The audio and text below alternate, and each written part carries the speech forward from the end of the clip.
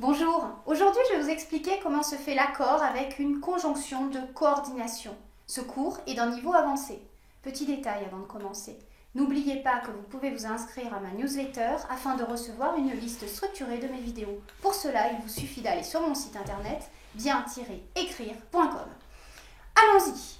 Habituellement, des sujets juxtaposés ou coordonnés par « et » sont pluriels. Ils s'accordent donc au pluriel. Exemple. Toi et moi sommes allés à la plage, c'est équivalent à la première personne du pluriel.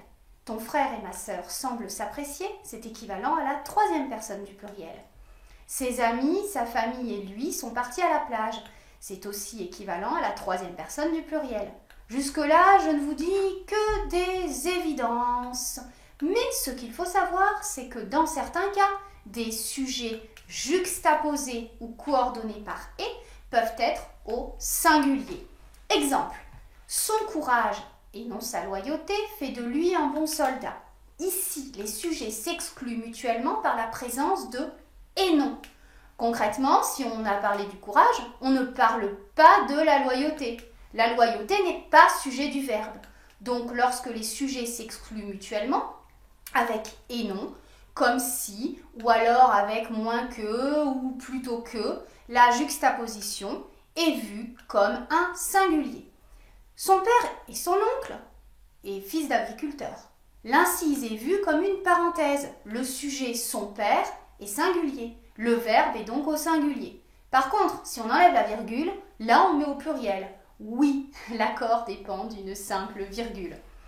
Dans quelque temps, j'enregistrerai une vidéo intitulée « Accord avec un sujet pluriel représentant un singulier » et vous verrez alors d'autres cas plus rares dans lesquels une juxtaposition et ou une coordination avec « et » mène à un singulier.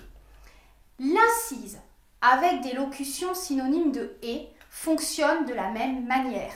Exemple, sa famille, de même que ses amis, l'a rejeté. Son vélo, tout comme sa voiture, a été volé. Sa maison, surtout sa cuisine, est magnifique. Sans l'incise, la coordination serait un pluriel. Des sujets coordonnés par ni ou peuvent être pluriels ou singuliers. Prenons d'abord deux exemples où l'on met un singulier. Ni l'un ni l'autre ne gagnera cette élection. Un fromage ou un dessert finira le repas. Ici, un seul sujet, au mieux, accomplira l'action.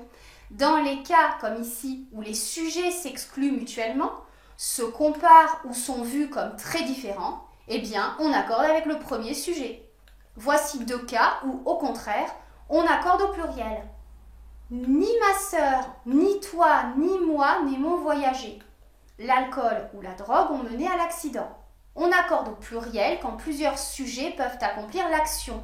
Ce sont soit des sujets qui s'interprètent comme un ensemble, soit des sujets qui peuvent s'additionner. Pour résumer, avec « et » on accorde au pluriel, sauf avec « et non », moins que, plutôt que.